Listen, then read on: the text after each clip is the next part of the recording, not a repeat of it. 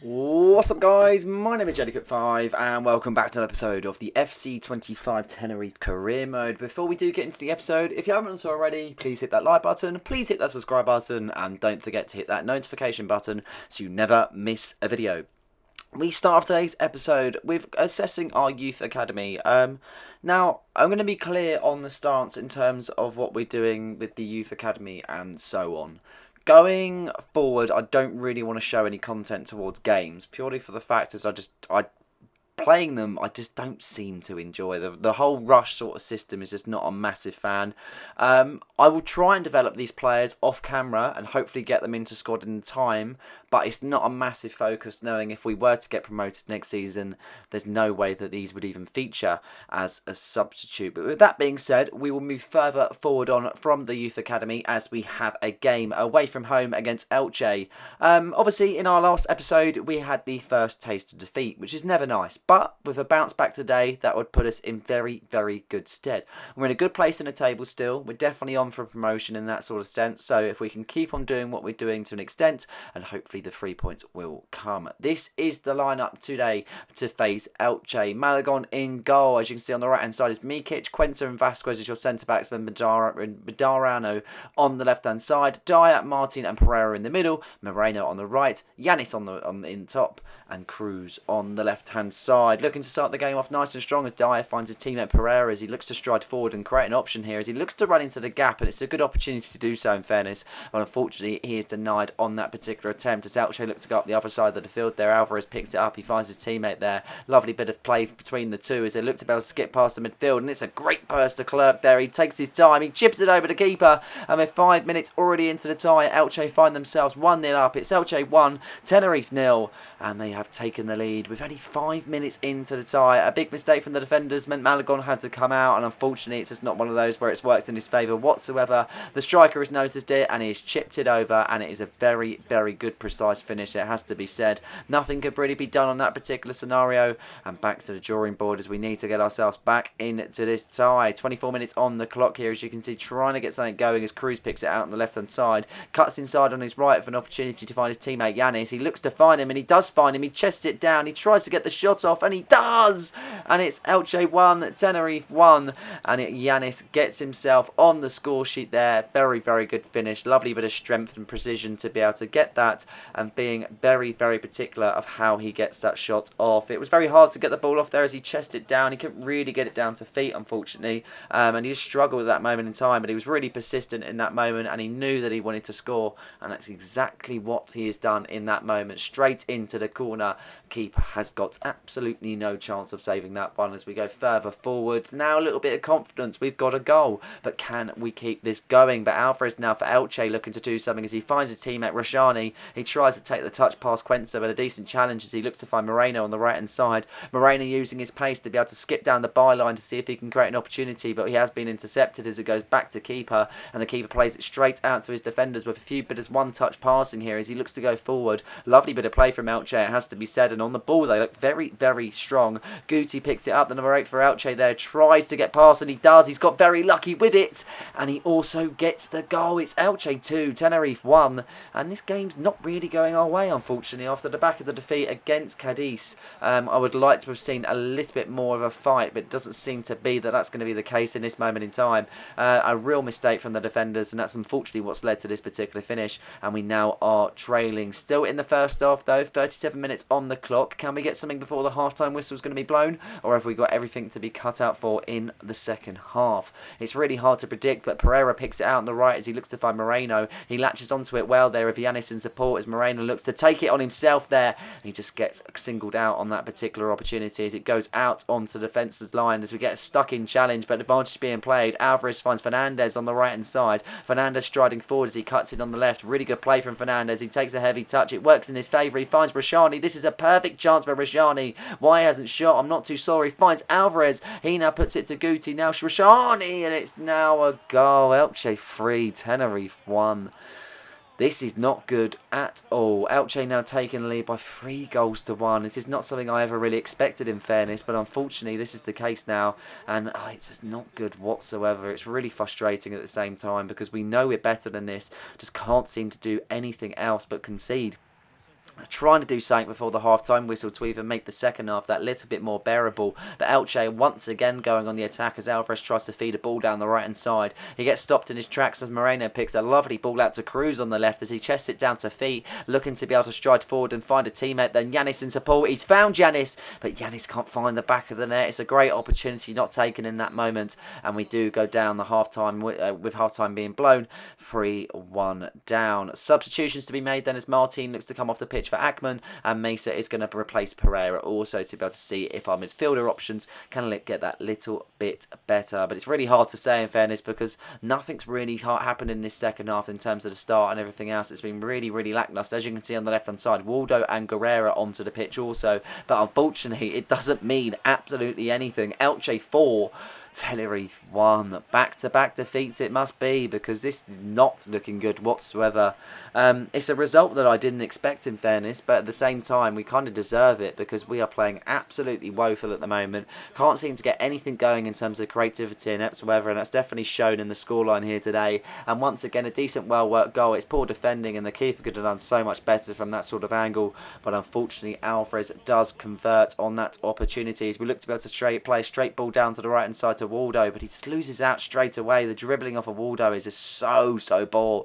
I can't stand him on that left or right hand side. I tried to bring him on as a substitute to be able to see if that would help, but he just hasn't seemed to do so. And Elche on the attack once again, ball whipped into the area, and Malagon does collect on that opportunity, looking to find his teammate Guerrero on the left hand side. He's got fresh legs as he finds Yanis there as he looks to make a 1-2 with Guerrero. Decent bit of play there as Guerrero strides down the left hand side to see if he can create an opportunity for himself as he runs into the area, tries to get something in there, but unfortunately he has been singled out. But he does win the corner whipped in. Guerrero wins the corner, as you can see, tries to get the ball into the area. Dye follows it out on the outside, back to Guerrero with a ball looking to get pumped into the area as he skips past the defenders. He does so well, but unfortunately once again just stopped in his tracks. But it is another corner, and Guerrero has another chance to pump the ball back into the area. It's Mesa now, and that is a very top save from the keeper. And once again we're having a corner, and this is definitely a value of why we haven't been able to take our chances. 3 corners and we haven't been able to take one of them whatsoever. Ackman with a chance now, and once again the keeper does pull off a fair few good saves, it has to be said, but unfortunately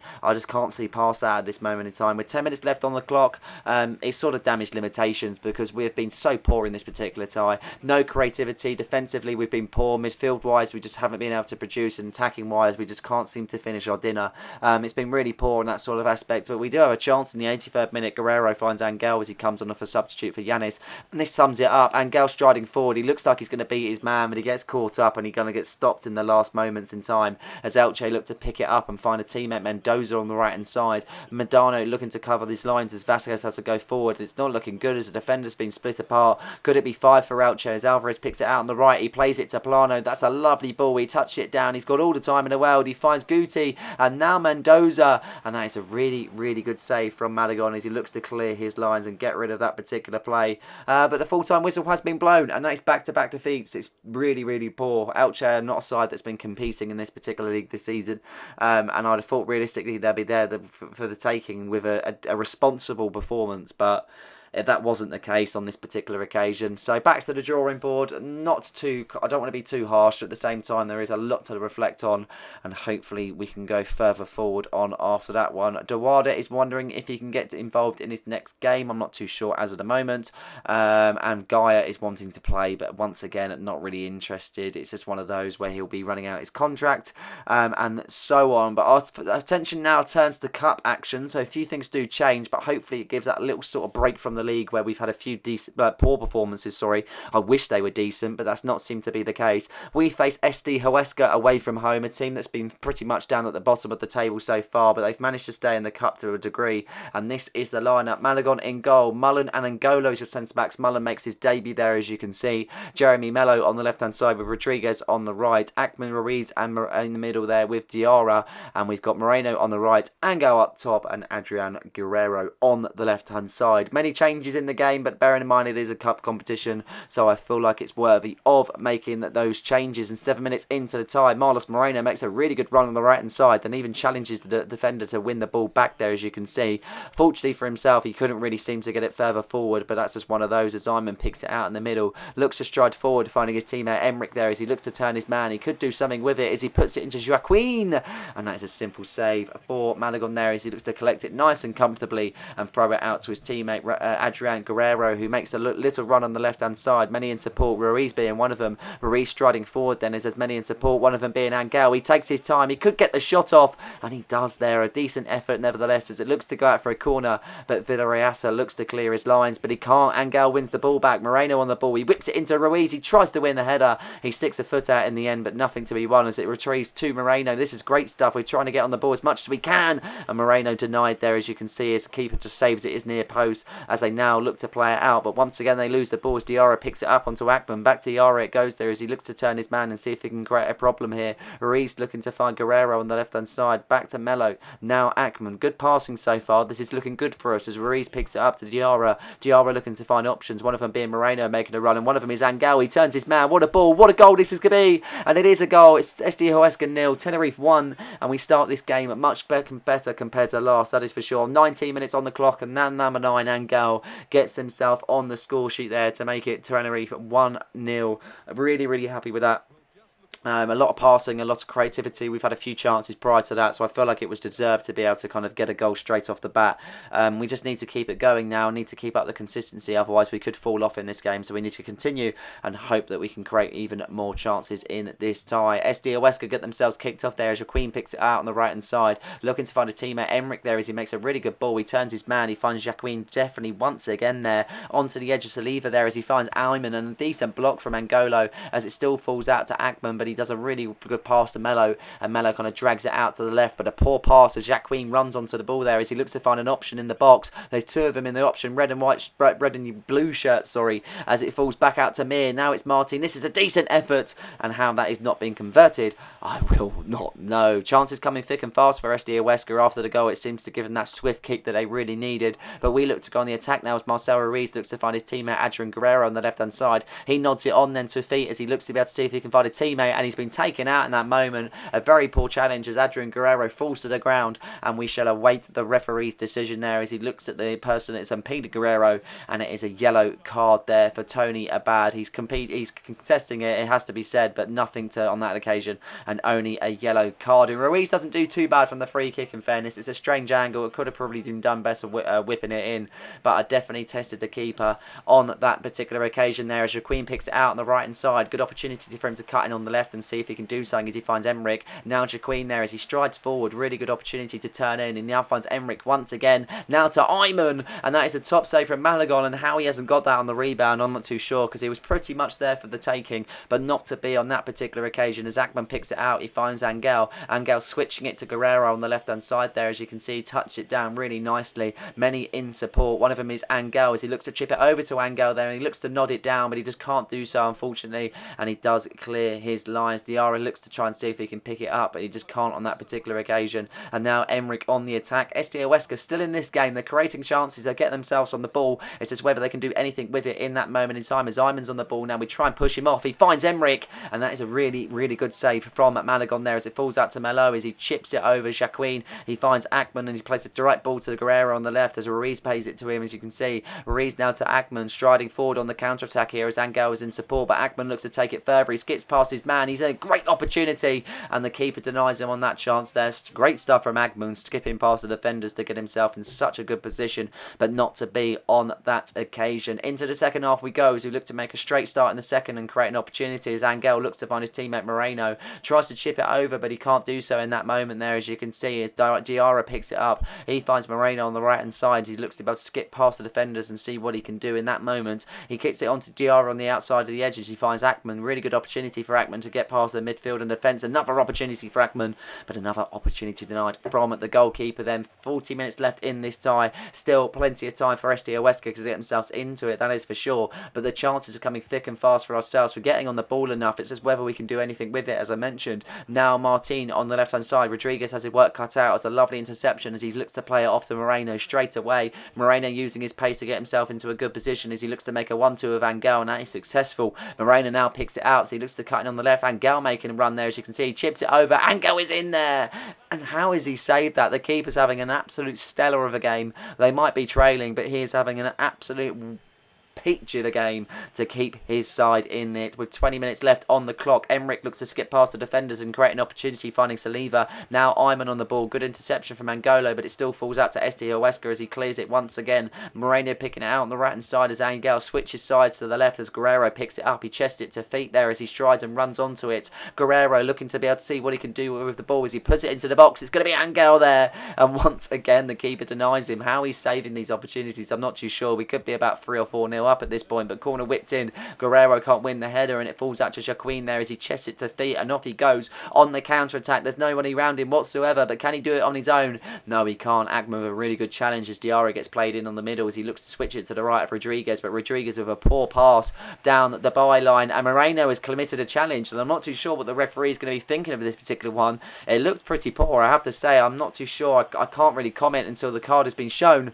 And a red card for Marlos Moreno. So Tenerife down to 10 men so far. Looking at that one, yeah, I guess it's from behind, isn't it? It's a very tough call to make, but with that being said, now we've got to make some substitutions. So comes Yanis for Angel then, and in terms of the midfield, we're going to be putting Rob Cameron on for Ackman as we look to be able to change up the left-hand side as we put Duardo on the left there as he was asking to play. So we have given some minutes, and Mullen will come off the pitch there for Leon. A very good debut for the youth prospect with 12 minutes left on the clock. SD Huesca are going to be fancying their chances in the latter parts of the game, knowing that we are down to 10 men. Lovely interception from Mello there as he fends off Shaq Queen as he plays a straight ball to Ackman. No substitutions being made as of yet. Bearing in mind I have made them as Ruiz makes a pass down the left hand side, tries to get something going, but he can't as SD Huesca get back in position. Mir in the middle there as he looks to find Emmerich. He turns his man, he looks to go forward. Jacqueline picks it up there. Now back to Emmerich. This is a lovely ball. He's Iman. He's not offside, and he's got the goal. It's SD Huesca that won.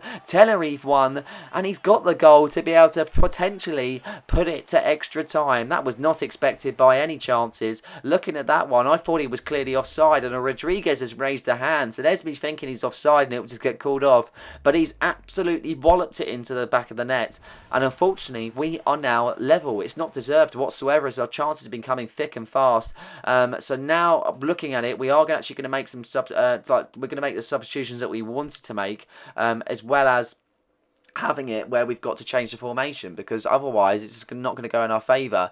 Yeah, it's just one of those. So we're going to have to put Duardo up top with Yanis and see if that sort of works with a 5 at the back opportunity to be able to fend off Huesca, because I feel like ever since we've gone down to 10 men, we've been really susceptible to conceding goals, obviously, which has been a real struggle for ourselves. But 110 minutes on the clock, extra time commences there, as you can see, as Malagon makes a good save. Nothing happened in the first half of the extra time.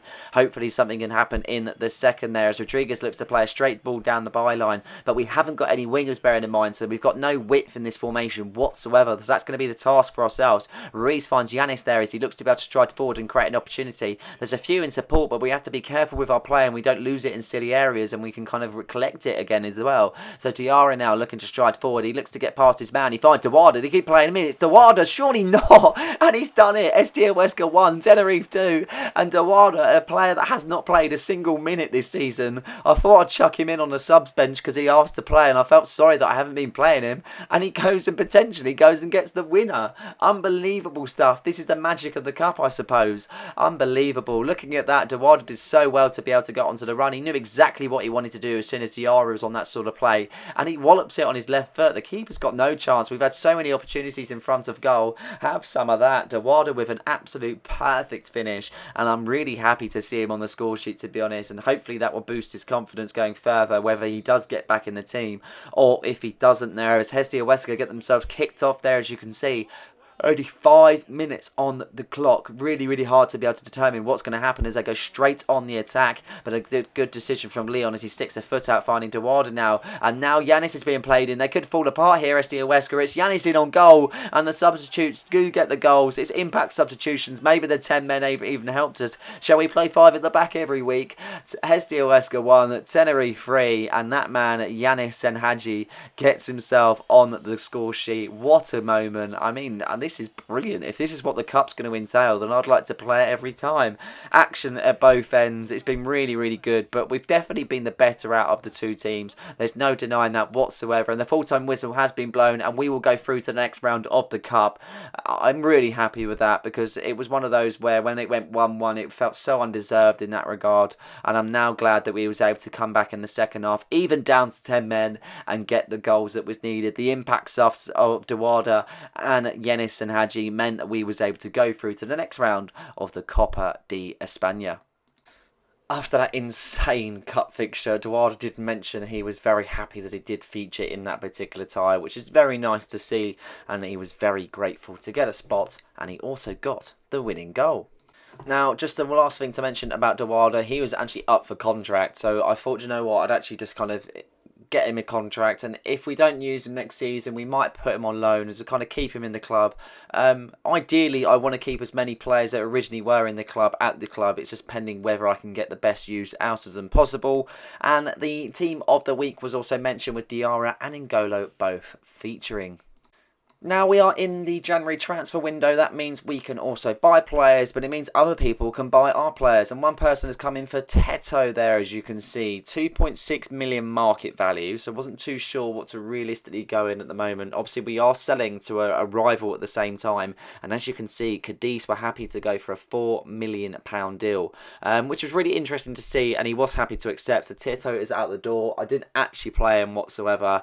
Was one of those kind of players that didn't really seem to feature enough, and just not someone that really suits my sort of style. He's a very slow winger. As much as he's decent overall when he's fairly young, I just didn't feel like he was someone that was worthy of a start in the team. So obviously now there's a few more players that I can get rid of that I don't use, and again another one is Waldo. He goes to Granada for 1.3 million. Another player that I just had no use of whatsoever. His dribbling was absolutely woeful, and there's just no room in the club for him whatsoever. After that transfer, we did get another offer, this time for Sergio Gonzalez from Borges, another team in the Liga. A 1.4 sum realistically was going to be the aim for this club. I was trying to get 1.5, but that wasn't to be the case. So they're going about 1.4. He doesn't really play, so I'm happy to accept at the end of the day. And we get that transfer done and dusted, with a simulation game now to come as we are at home once again. Unfortunately, only a draw as a CD Castellian. And once again, just seems to be our league forms just dropping. Angel with the goal, and he actually did get the equaliser in that game after we were trailing. Literally a few moments after, he was able to secure at least a point at home.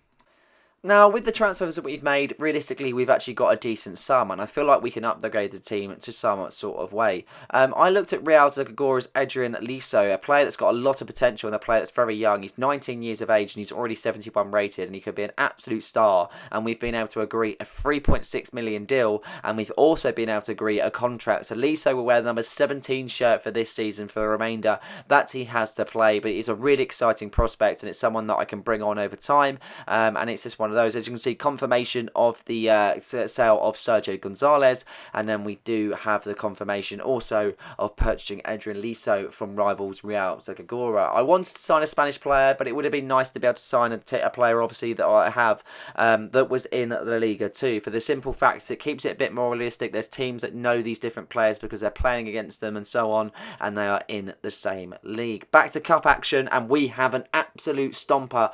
Tenerife versus Valencia, a team that will be renowned in the Liga, a team that we could be potentially playing next season if we were to get promoted. So this is our first taste of playing a full side of the Liga. Really, really interesting, because they've got an absolute stellar side. If we were to win this, we would reach the quarterfinals, as it is currently the round of 16. Seems to be our cup run is going good so far. Let's just see if it can continue there. Player debut for Adrian Liso also, as he does start against Valencia. Really looking forward to see what he can do on the pitch, and if he brings us that little bit of an edge on the left-hand side. This is the lineup. Malagon in goal, Cuenca, Angola, Rodriguez and Medano on the left-hand side. Moving further forward into the midfield now, as you can see, Dyer, Ackman and Ruiz, with Moreno on the right, Cantero up top and Adrian Liso on the left-hand side. You're probably wondering why I've played a bit of a different squad, but it's all down to fitness and so on. It's not something that I really put first in this particular fixture. As much as I would like us to get through, there needs to be a kind of normal way of looking at it, knowing that we're playing against a better side in Valencia. But we're definitely going to give it a go,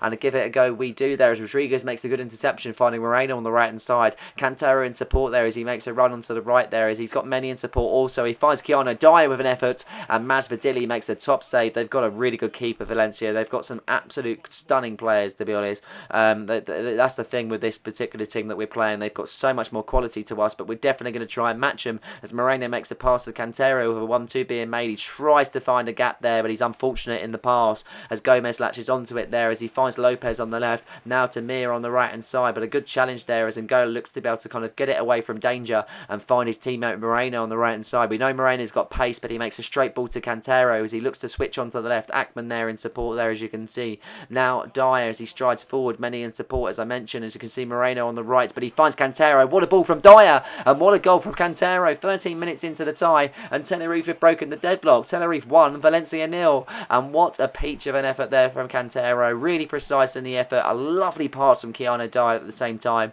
and we are 1-0 up against the La Liga side. I wouldn't thought I'd be saying that in this particular episode, but we are, and what a finish that is past Masvidili. He didn't have any chance of saving that one whatsoever as he puts it down into the bottom corner, just couldn't get down quick enough, and that is an absolute stellar finish, and we now are leading in this tie. I didn't expect it whatsoever, but Valencia get themselves kicked off and they go straight on the attack. Mir looks to be able to play a ball, as you can see, but Dyer with a really good interception. Mir now picking it up for Valencia as he finds Valera on the right hand side, skips past the wing back there as he looks to find an option into the box. He puts it on the outside, he looks to see if he can get a ball into the air, and this is dangerous stuff. It's Gomez now, and he just nearly gets that in the back of the net. I don't know how it wasn't going to be happen. I thought that was going to be a straight reply from Valencia, but not to be. But ever since we have scored and they have conceded, things have not been going our way whatsoever, as they seem to be able to kind of do something here. But Rodriguez with a good interception, looking to find a player in the middle with Keanu Dyer. Dyer chipping it back over to Rodriguez, then with a decent below link-up play there as Moreno makes a run on the right-hand side also. Moreno is found, Cantero in support. He tries to find Cantero, and he is very unlucky in his attempt to not find him, unfortunately. But we are playing well against the Liga side. That's what I like to see. But we've got some defending to do now, and Gomez does one of them. He finds Lopez there, as you can see. Velasquez then has been played in as he finds Mir. He turns his man, but a good interception from Cuenca as Dyer plays it straight to Ackman straight away, finding Ruiz. Ruiz now onto the left of Adrian Liso. Haven't seen too much of him so far. Can he create something here as Cantero's in support? Liso holds it up though as he skips past the wing-back Valencia and he puts it in. It's Cantero with the header, and that is a top save from Masvidili there as he's brought into action once again, and that was a very, very close opportunity for Cantero to convert on that moment in time. With 33 minutes on the clock, Valencia yet to still break their own deadlock there as Gomez plays in with a lovely ball, but once again really top-tip defending as Angola makes an interception, and now we're striding forward. Ruiz making to switch onto the right hand side, and Moreno tries to latch onto it. He can't originally, but he gets onto there, as you can see, as he picks up the last piece of the puzzle. He looks to see if he can do anything as he runs himself into the area, and you could only think that's a big wasted opportunity, as that was a great chance to get another goal and get ourselves a 2-goal advantage. We get things kicked off in the second half. We're still leading, bearing in mind though we are in a good position, but Adrian Liso loses the ball there as Mir picks it out on the right hand side, using his pace to get past the defenders there as Cuenca looks to be able to see if he can get the ball off it over to get the ball, but he just can't seem to win the challenge there as it goes to Papayou. Now to Mir as he looks to be able to see what he can do. He finds Gomez, he turns his man, but a good interception from Cuenca, but it falls back to Mir. Now it's going to be Gomez, and that's the rebound, and that's 1-1, and unfortunately we are now level in this tie. It's unfortunate because I feel like we've been doing really well, and a big mistake like that unfortunately cost you against a top side like Valencia. That's all you can expect at the end of the day, and that's exactly what's happened in this moment in time. It's a good original save from Malagon, but he just unfortunately didn't really get a strong enough hand to it to make any sort of impact. Ackman comes off the field for Diarras, who looks to be able to see if we can bolster up the midfield and have a little bit more experience in there as we win the header off the goal kick. Moreno picks it out on the right. He fancies his chances running into the gap. He takes the hit there,